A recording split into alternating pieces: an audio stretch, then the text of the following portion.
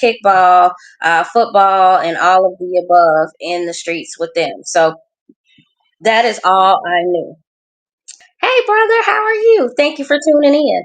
Um, so, starting motherhood for me at a very young age was something I wasn't quite sure that I was ready for, that I knew anything about, but I have been taking care of other people's children, because they seem to think that I was responsible for, taking care of their children. My very first experience with kids at a young age was I was 13 years old. My aunt and uncle, they were going out of town to a softball tournament, and their youngest was about 5 or 6 months old, and they were going out of town for the weekend.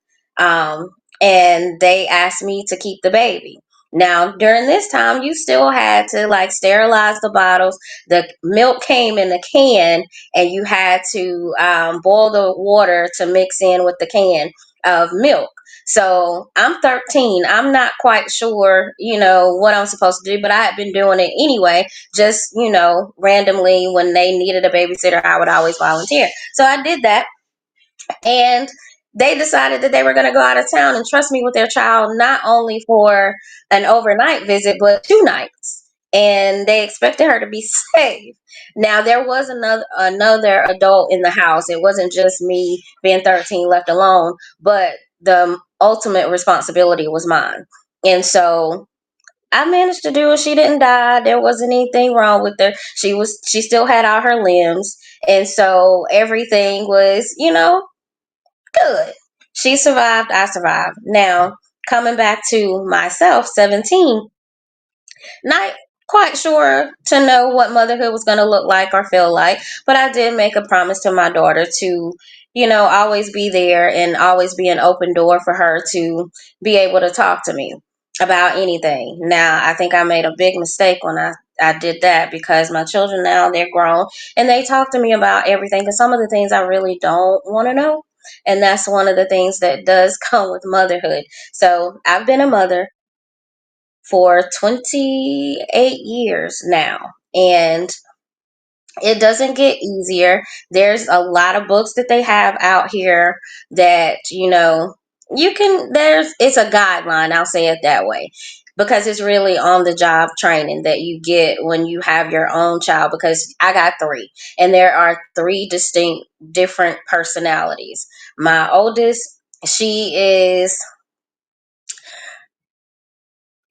very outspoken, but also she has the most kind hearted spirit when it comes to caring for others.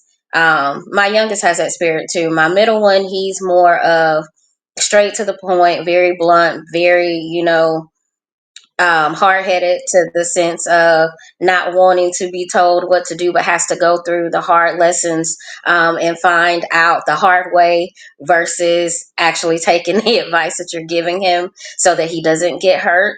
He's that child. My youngest is the logical and more person who's going to hold you accountable to doing the things that you say that you're going to do.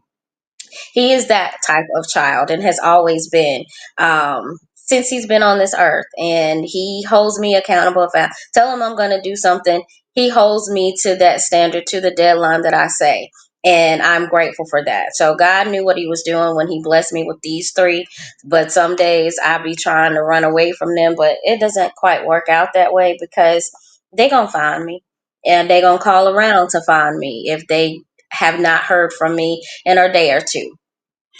I remember I had a stroke. Well, not just that I remember that I had a stroke, but I remember the time when I did, and I was going through some things, and I didn't understand how my kids were really just so happy go lucky during the whole process of everything that I was going through.